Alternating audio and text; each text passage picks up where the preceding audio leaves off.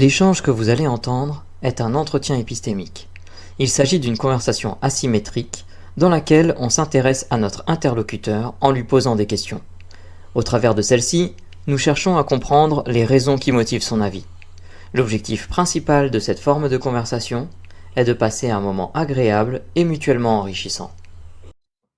Salut Mélanie. Salut, comment tu vas?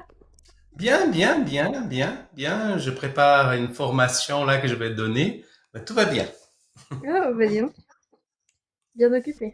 T'as le temps de passer nous faire Oh un oui, coucou, oui. c'est cool. Pardon? T'as le temps de passer nous faire un coucou, c'est cool.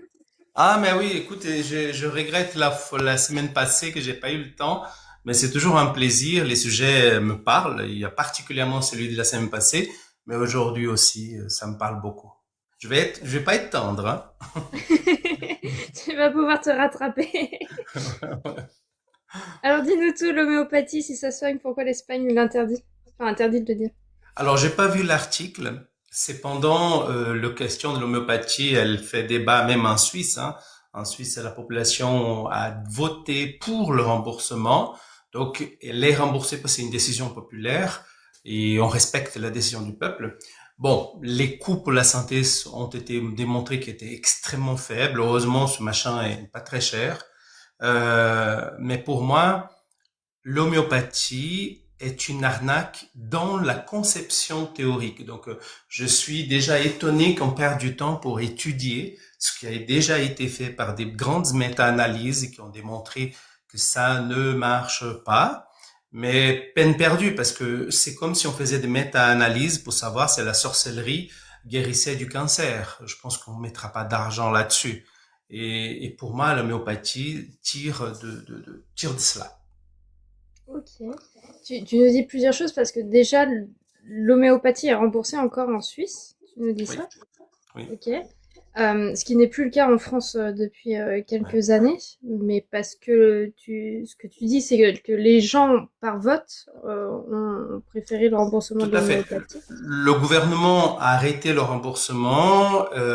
Les gens adhérents à l'homéopathie n'étaient pas d'accord. Comme vous le savez, en Suisse, on est parti à voter ça et la population a dit oui. Donc, comme c'est un choix de la population et c'est elle qui paye, voilà. Et puis c'est la loi, hein. Donc on accède. Mais le débat est féroce, il est là, et puis on n'est pas à l'abri de devoir revoter. Et peut-être cette fois-ci, la population décidera de ne plus rembourser. Parce qu'après tout, les gens peuvent payer, hein, c'est pas cher.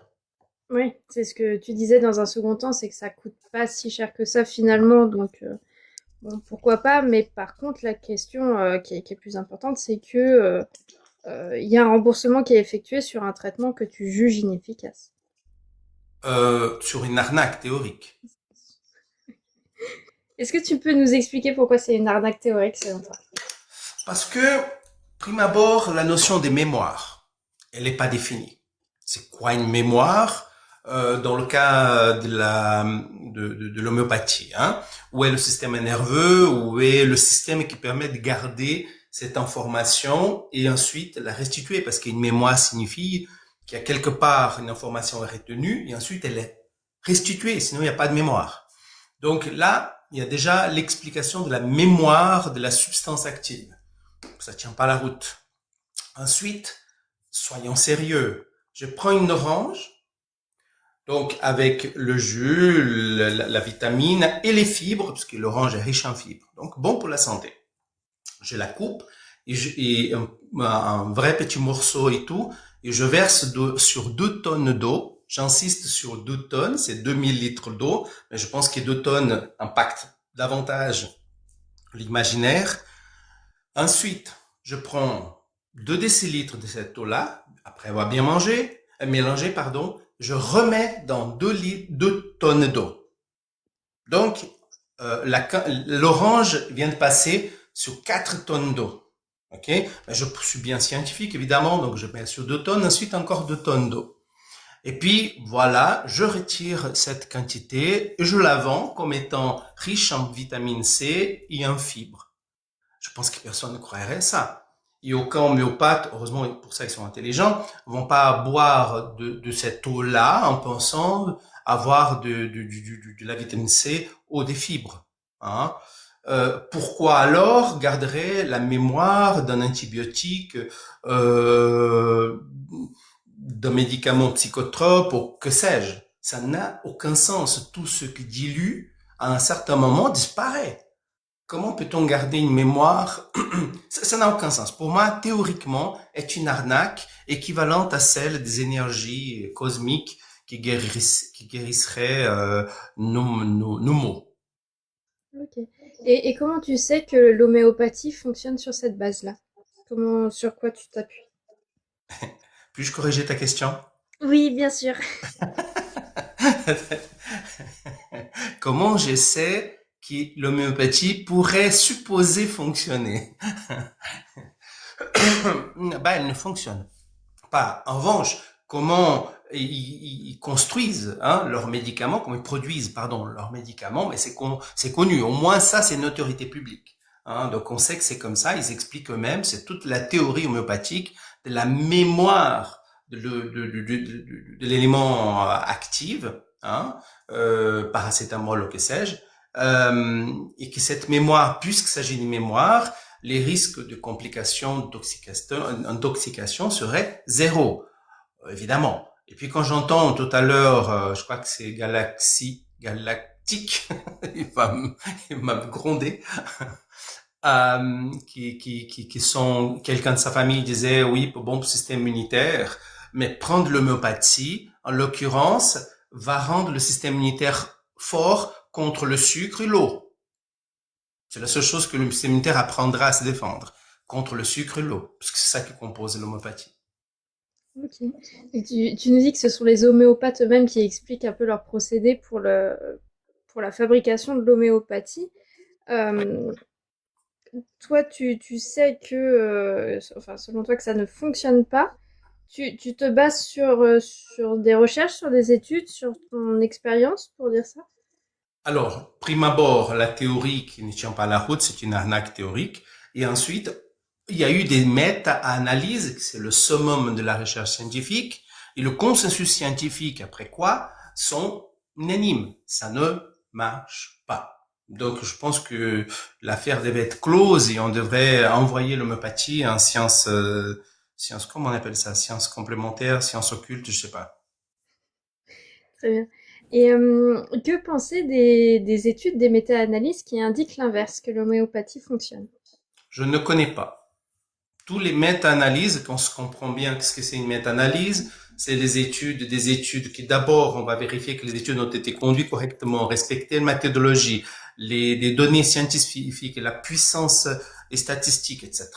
Et quand ces études ont été vérifiées correctement faites, on le met ensemble, on fait une étude statistique de ces études qui ont marché, et c'est là, ça respecte la loi des grands nombres, et par conséquent, le méta-analyse tient la route.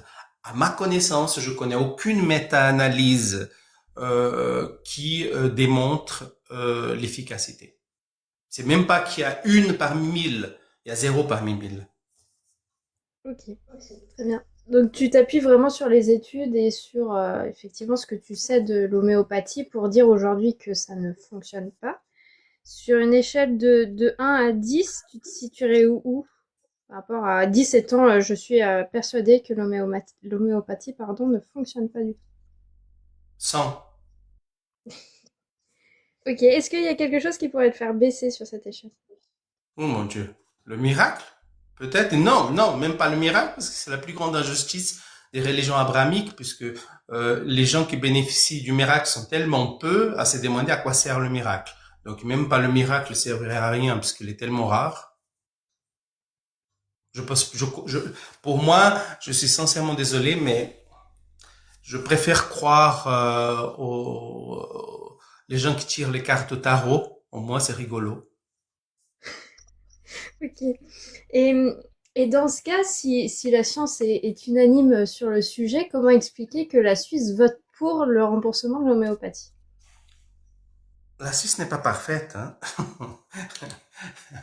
Non, parce que bon, ce qui se passe, c'est que les autorités administratives, médicales, scientifiques ont soutenu le retrait, hein. Et puis, comme en Suisse, comme vous le savez, si on a un certain nombre de signatures qui m'échappent maintenant à la mémoire, Ouais, ma mémoire, mais c'est pas si efficace que ça. Faut croire que l'homéopathie est plus efficace. Euh, et puis on est parti en votation. Et dans le débat, bah voilà, la population, ça n'a pas été beaucoup, c'était une majorité légère. La population a dit oui. Donc cela se traduit par le fait que la population a envie de garder cette diversité et d'assumer le paiement de ça. Donc c'est pas une décision scientifique, c'est même pas une décision des autorités, mais une décision du peuple. Ok. Du coup, ça m'amène à une autre question. Est-ce que selon toi, le peuple, la population devrait être amené à voter sur des questions de santé? Absolument, absolument. Même sur la question la plus difficile mathématiquement incompréhensible, parce que il suffit de donner le temps du débat. Et les gens qui vont débattre pour et contre vont vulgariser suffisamment pour que le peuple puisse décider. Ah, je suis intimement convaincu même s'il faut voter pour une formule mathématique d'un centre nucléaire, le peuple est capable de comprendre et prendre des bonnes décisions. Et quand il ne prend pas de bonnes décisions, ben c'est lui qui va assumer. Et pas un gouvernement dont le peuple après descend dans la rue et ça clive la population. Ok. C'est très intéressant. Est-ce que, du coup, le gouvernement sert encore à quelque chose quand on a cette... Ça, c'est une vision très française. Désolée, vous n'avez pas le même fonctionnement, mais je pose la question. Bah, le gouvernement, c'est comme le médecin qui va vous soigner. Il a un pouvoir, il a un savoir, mais c'est vous qui décidez en tant que patient. Hein? Donc le gouvernement a une expertise, il est là pour le peuple, n'est-ce pas? N'oublions pas d'une démocratie, le souverain et le chef, c'est le peuple. Et le gouvernement là, le gouvernement, c'est les fonctionnaires du peuple. Et dans cette logique, ça n'a aucun problème que le peuple à tout moment dise au gouvernement, on est d'accord, pas d'accord, faites ça, taisez-vous, avancez. Et c'est ça la vraie démocratie. C'est que les gouvernements sont au service du peuple et pas l'inverse. Ok, et si je reprends le sujet d'origine qui est plutôt basé sur l'Espagne, qui interdit en tous les cas la consommation d'homéopathie, est-ce que du coup pour toi on est sur un système démocratique? Alors, je pense que l'Espagne, je connais pas en détail, a des moyens juridiques, voire même pétitions pour pouvoir faire bouger les choses. Maintenant, je comprends cette interdiction euh, parce que, comment dire, si on relègue la myopathie définitivement dans les sciences occultes, ok. Le problème, c'est qu'elle continue à être prescrite, même si elle n'est pas remboursée par des médecins. Et là, il y a un risque d'autorité et l'homéopathie, comment dire, si j'ai une maladie grave, qu'il faut un élément actif pour la soigner et qu'on me donne de l'homéopathie, je risque de mourir à cause de ce mauvais médicament. Et on sait que des pathologies peuvent aggraver par absence de traitement ou par traitement inadéquat. Et l'homéopathie revient aux deux, parce que comme elle est inefficace, elle serait l'équivalent de ne pas donner un médicament ou donner un médicament qui est faux. Donc, je pense que dans le système officiel de santé, l'interdire a du sens. Ok. Euh, ouais, je pense qu'on a fait un petit peu le tour, mais en tout cas pour toi, la base même de l'homéopathie enfin, relève de la supercherie, si on peut dire ça comme ça, et toutes les études que, en tout cas, tu as pu consulter t'amènent à dire que l'homéopathie fonctionne pas. Et donc, Mais tu vois, Mel, excuse-moi de te couper, il y a un truc qui est rigolo, on n'y réfléchit pas. Mais l'exercice illégal de la médecine pourrait ne pas être utilisé dans le cas de l'homéopathie. Parce que on est dans une substance totalement inactive, on n'a aucune preuve de son efficacité. Donc, quiconque prescrirait de la homéopathie, je suis certain que les tribunaux auraient du mal à condamner par l'exercice légal de la médecine, puisque exercer la médecine, c'est exercer une forme active. On a interdit à que tout le monde puisse prescrire des médicaments, pas pour que les salaires de médecins soient confortables, c'est pour que personne soit pragmatisé avec les interactions médicamenteuses qui peuvent être létales. mm, ouais, je comprends. Euh, Bon, en tout cas, j'en comprends pour toi que effectivement l'homéopathie ne fonctionne pas. En tout cas, les études le démontrent. Et c'est ce vraiment sur quoi tu te bases. Et voilà, c'est ce que tu viens de nous dire aujourd'hui. Je vais me tourner vers les camarades s'ils ont des questions à emporter pour toi, sauf si juste avant tu veux ajouter autre chose. Non, maintenant je vais dans la phase torture parce que les questions sont souvent très intéressantes, mais on doit se taire. C'est ça. Ouais, Marco, j'ai une petite question pour toi. Si on observe aujourd'hui qu'en psychiatrie, on prescrit des médicaments qui n'ont fait aucune preuve par des méta-analyses de leur efficacité sur la problématique du patient, est-ce qu'il serait pas plus euh, intéressant de leur prescrire de l'homéopathie pour avoir le même résultat? Ah, je peux répondre. Vas-y. Alors, heureusement, en psychiatrie, il y a la psychanalyse qui nous fait chier, mais l'homéopathie, pas. Pas. J'ai jamais vu des psychiatres prescrire de l'homéopathie pour traiter les troubles psychiatriques, même légers. Ça, c'est incroyable. Va comprendre l'incohérence. Alors, je repose ma question. Si on observe qu'en psychiatrie, parce qu'en France, pour prescrire de l'homéopathie, il faut être médecin. Un psychiatre est un médecin. Si on observe qu'en France, les psychiatres prescrivent des médicaments qui n'ont fait aucune preuve démontrée par des méta-analyses, parce qu'ils ont un effet placebo sur leurs patients, ne vaudrait-il mieux pas, du coup, qu'ils prescrivent de l'homéopathie pour avoir le même résultat?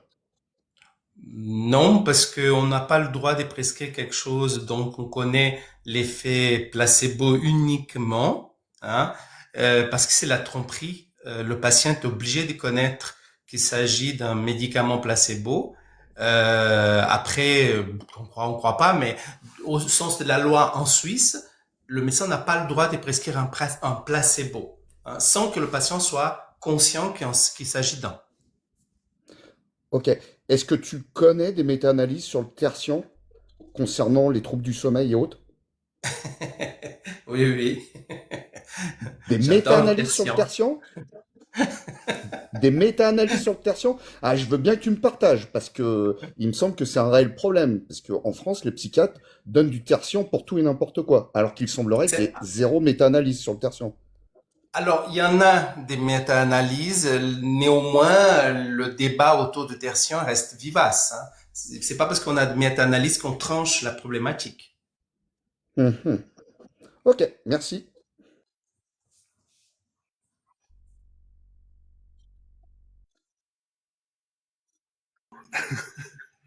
Ah, il me semble que tu as dit, finalement, l'exercice illégal de la médecine, ça serait très difficile par rapport à l'homéopathie, vu que ça a zéro efficacité, que c'est prouvé. Est-ce que déjà j'ai bien compris ce que tu me disais? Alors, il faudrait voir avec un juriste, mais je pense que oui, puisque Oui, l'exercice de la médecine est lié au fait de la létalité des médicaments. S'il n'y en avait aucun risque, qui évidemment, épistémologique n'a aucun sens, on n'interdirait pas l'exercice. D'ailleurs, l'acupuncture peut être pratiquée par des non-médecins. d'accord. Mais donc voilà, l'homéopathie c'est pas efficace, donc du coup il pourrait pas y avoir d'exercice illégal de la médecine.